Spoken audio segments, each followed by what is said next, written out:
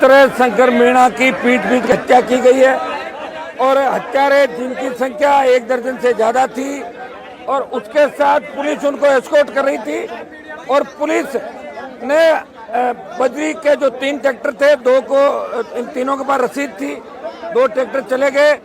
इसको पुलिस ने ठेकेदार के आदमियों को सौंपा और इन्होंने इसे बुरी तरह पीट के इसकी हत्या कर दी, इसके गुप्तांग काट दिए। और 2 दिन बाद प्रदेश की गूंगी बेरी सरकार अभी तक कोई गिरफ्तारी नहीं कर पाई। ये जो बजरी का खेल चल रहा है राजस्थान के अंदर, इसको लेके हम आंदोलन कर रहे हैं राजस्थान में।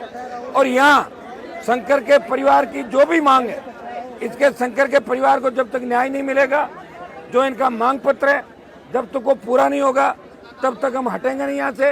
एक बार हम एफआईआर दे रहे हैं, अभी 10-15 मिनट के अंदर एफआईआर दर्ज हो जाती है और उसके बाद आगे की कानूनी कार्रवाई करेंगे।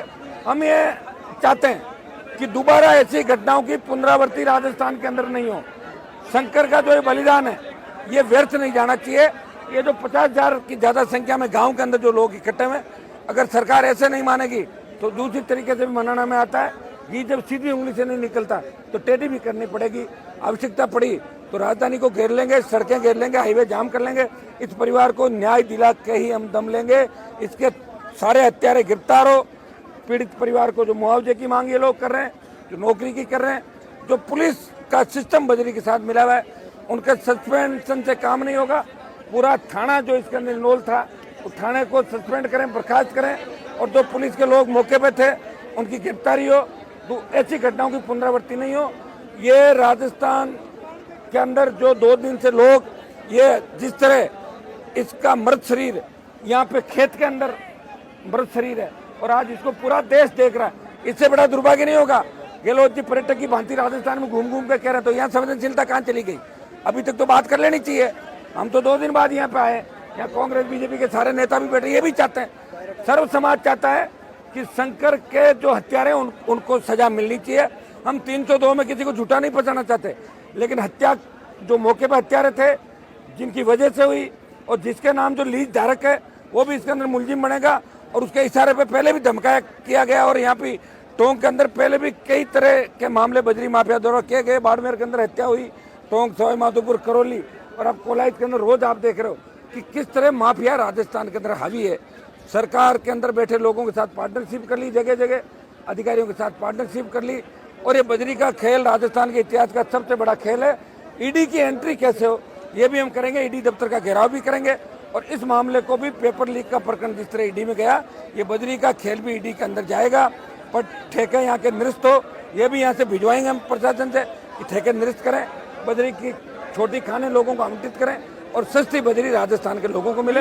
अभी हमारा एक ही मुद्दा है कि शंकर के जो हत्यारे हैं वो तुरंत गिरफ्तार हो, सारे सारे जितने भी है, चाहे वो पुलिसकर्मी हो, चाहे ठेका कर्मी हो, चाहे लीज धारक हो, उनकी गिरफ्तारी की हम मांग करेंगे। लीज धारक के खिलाफ लगातार आप आवाज उठा रहे, सरकार कार्रवाई क्यों नहीं कर रही लीज धारक के खिलाफ? सरकार पैसे लेती है ना लीज वालों से। पहले भी सरकारें पैसे लेती थी, अभी सरकार पैसे ले रही है। पहले उस सरकार को चलाता था, अब इस सरकार को चला रहा है, इसलिए लीज धारक के खिलाफ कार्रवाई नहीं कर रही है। स्थानीय विधायक है, कलेक्टर एसपी से क्या वार्ता हुई, क्या वजह है कि अभी तक गतिरोध बना हुआ है? मुझे नहीं पता, मैं अब आया हूँ और मुकदमा दर्ज हो रहा थोड़ी देर बाद। मुकदमा दर्ज होने के बाद जो भी कार्रवाई आपको बता देंगे, लेकिन हम आगे तो न्याय दिला के जाएंगे। 100% जो मांगे वो मना के जाएंगे, हम सरकार को झुकाएंगे। हनुमान बेनीवाल लाशों पर राजनीति करते हैं। कांग्रेस ने 70 साल क्या किया राजस्थान में? अगर कांग्रेस ठीक होती तो अभी इस तरह शंकर की लाशें थोड़ी पड़ी होती। आप बताओ मुझे, मेरी सरकार थोड़ी है यहाँ पे। सरकार किसकी आप बताओ? कहने को कोई कुछ कहते, उससे क्या फर्क पड़ता है? कल आपने एक वीडियो संदेश जारी करके जिला कलेक्टर, मैंने कहा सचिन पायलट को भी बोलना चाहिए, उनका जिला है, वो कहते हैं भ्रष्टाचार खत्म होना चाहिए। इस मामले में तो ये बोलना चाहिए। कब बोलेंगे फिर? जब टोंक के अंदर एक किसान के बेटे की मौत हो गई। अगर आज सचिन पायलट नहीं बोल रहे हैं, आज बीजेपी के दूसरे नेता जो छोटे छोटे मामलों को लेकर वो शहीद स्मारक पे धरने पे बैठते हैं, वो यहाँ क्यों नहीं आ रहे? मना कौन कर रहा हूँ? ये तो लोकल लोग बैठे हैं। इनमें से तो वो लोग हैं जो हमेशा यहाँ नेता की भांति नहीं, परिवार की भांति रहते हैं। उन सब लोगों को आना चाहिए। बजरी माफिया के खिलाफ आरएलपी लड़ाई लड़ रही है, आर पार की लड़ाई होगी। बजरी माफिया को भगा देंगे हम राजस्थान से और ईडी की एंट्री भी कराएंगे और आगे जो बात होगी समय समय आप बताते रहेंगे। हम आगे राजधानी को घेरेंगे, हमारा अगला पड़ाव लोकसभा राजधानी। में आपके साथी जो सांसद यहाँ उनसे बातचीत हुई है क्या? कुछ उनके इलाके की घटना है क्या? कुछ बातचीत? मेरी बात नहीं, मैं किसी से बात नहीं करता, मैं सिर्फ पब्लिक से बात करता हूँ। और या कोई किसी पीड़ित को न्याय दिलाने की बात करता हूँ, उससे ही बात करता हूँ।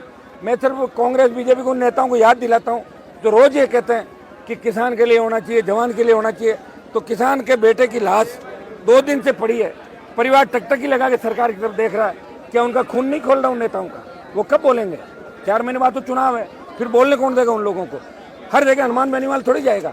टोंक में टोंक के नेता बोलेंगे, सवाई माधोपुर में सवाई माधोपुर के नेता बोलेंगे, धौलपुर में धौलपुर के बोलेंगे। मैं तो आया ही हूँ और मैं आया हूँ तो आप देखना कार्रवाई भी होगी और बजरी माफिया का खौफ खत्म करके यहाँ से बजरी माफिया का परमानेंट इलाज कर देंगे राजस्थान के अंदर। इतना विश्वास मैं यहाँ लोगों को और आपको दिलाने के लिए। शंकर के हत्यारे, चाहे इसके अंदर कितना ही बड़ा इन्वॉल्वमेंट हो, कितने ही बड़े लोग हो, चाहे पुलिस के कितने बड़े अधिकारी हो, जो हत्या में लिप्त है उनकी गिरफ्तारी होगी और उस सलाखों के पीछे जाएंगे सारे के सारे। इतना मैं आपको बता सकता हूँ।